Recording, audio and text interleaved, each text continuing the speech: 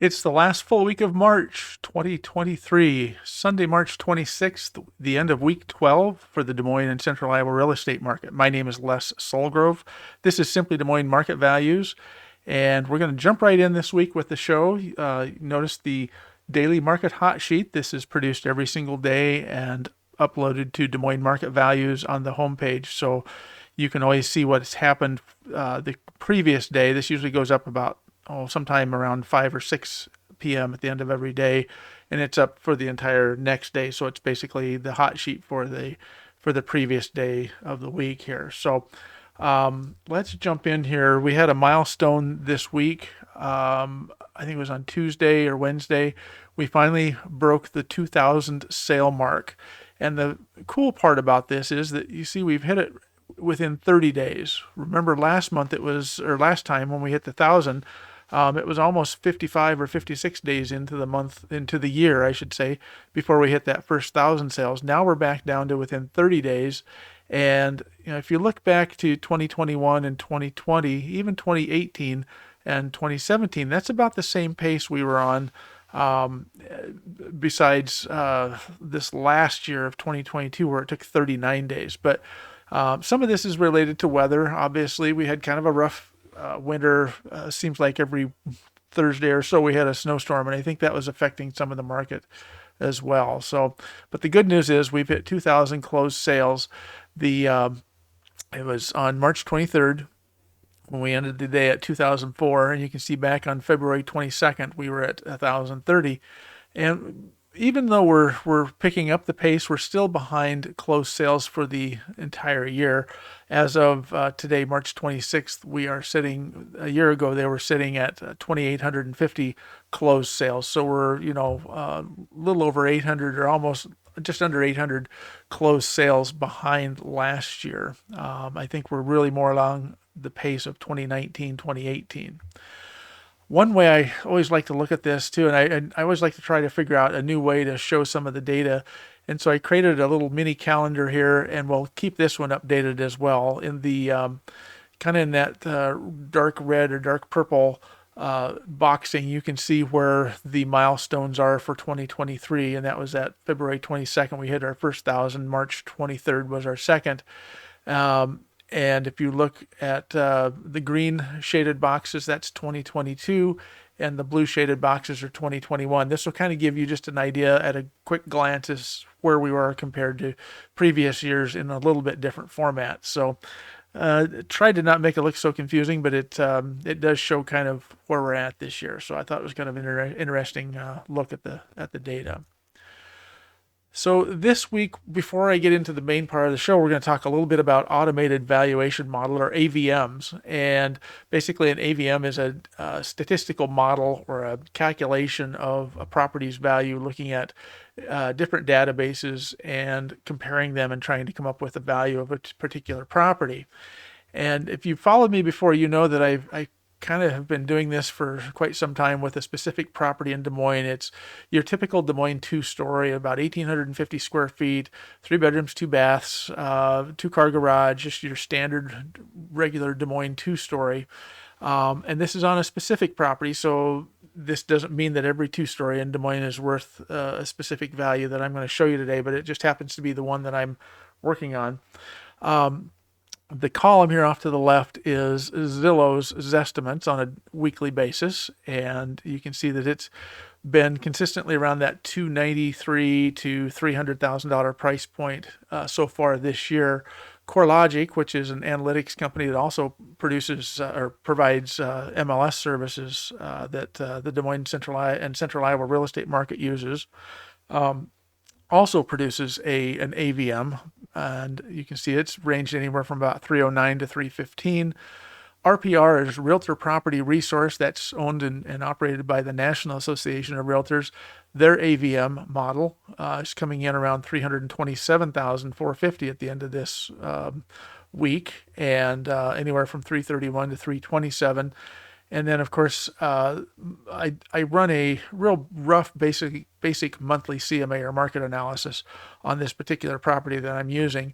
And they're boxed off in red because I only update that monthly versus weekly. So the first month in January, the AVM showed up around that 303 mark. The month of February pricing was down just a tad, and recent comparable sales to 299, 160, and then the month of March it jumped back up to about 318 or almost 319. Now next week I will be updating this market analysis as well, and that will be the calculation I use for the month of April. But for right now, it's at 318.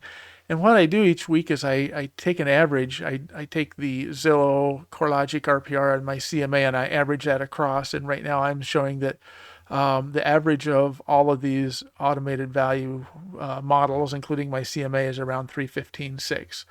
And you can see it's been right around roughly that 309 to 315 range.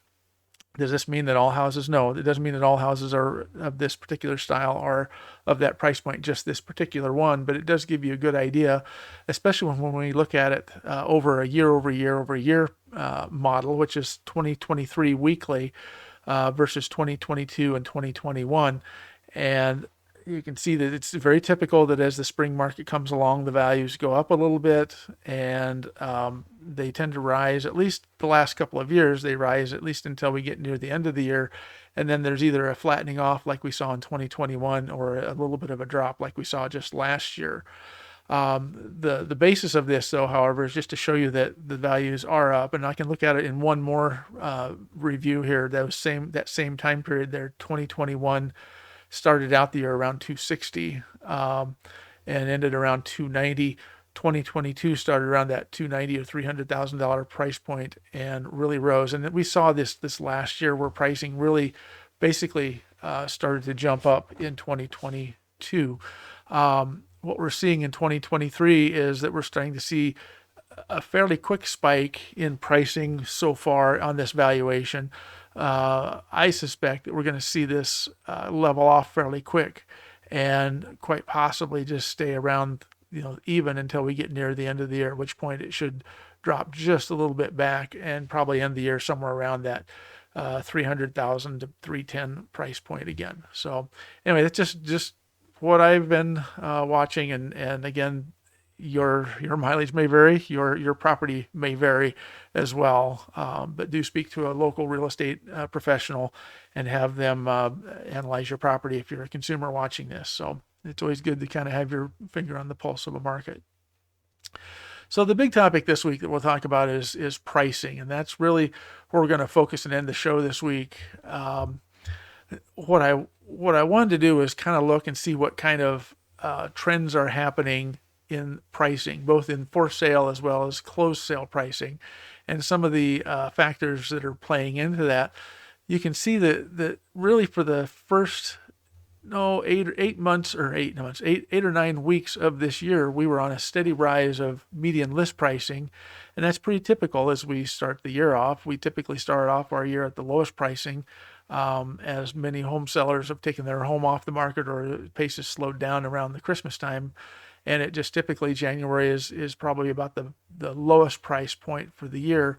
But one thing we're seeing in particular these last 3 weeks, is a slight drop in median list price. Now this is all homes, including new construction, condo townhomes, and resale. And I suspect that this might just be a sign, and really won't be able to tell until we get another 2 or 3 or 4 weeks under our belt. But I suspect that this is going to be kind of our plateau period here, and you can kind of see that over time, especially last year, our pricing peaked around week 16, which would have been around the April, late April or mid to April period of time, and then kind of steadily just dropped just slightly. In the previous years, it's been on the rise, but I think a lot of that was due to COVID related business. But I think we're going to probably see, and it would be interesting to see if our median pricing at least stays on point with 2022, if not falls just a little bit, just because the interest rates are coming down a little bit. But I think that we're just starting to see some stabilizing of pricing.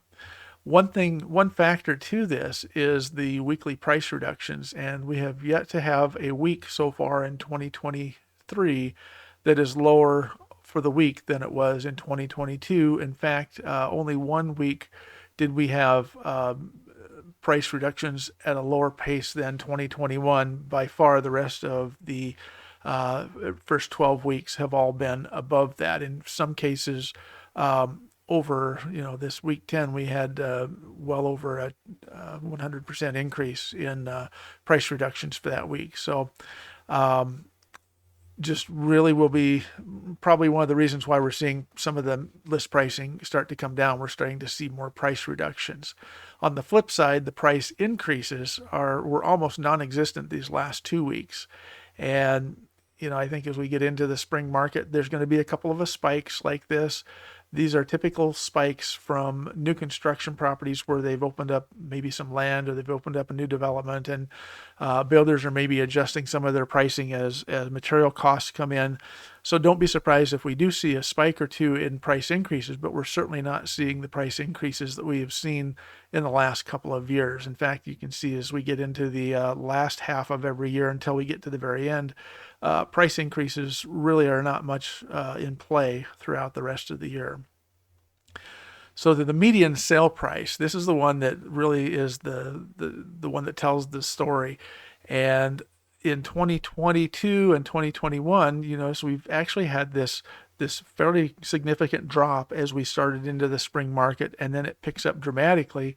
So far this year, we had a slight drop the first 3 weeks, but after that, it's been fairly steady and fairly flat at that $250,000 price point. In fact, the last 4 weeks has been right at $250,000.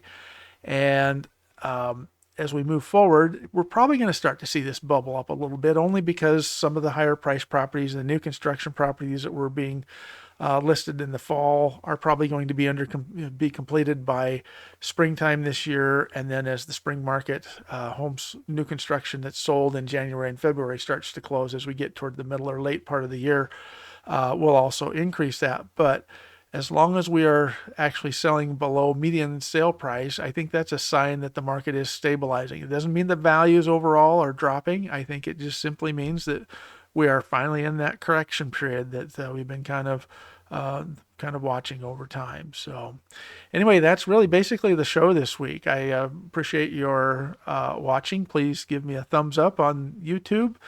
Subscribe to the channel and leave a comment or a question, or if you see something that doesn't make sense in there, shoot me a text or an email or leave it in the comments, and we'll try to answer that as we can. In the meantime, thanks for joining me. It's Les Solgrove with Simply Des Moines Stats, and you can find all this and more information at DesMoinesMarketValues.com. Have a great week.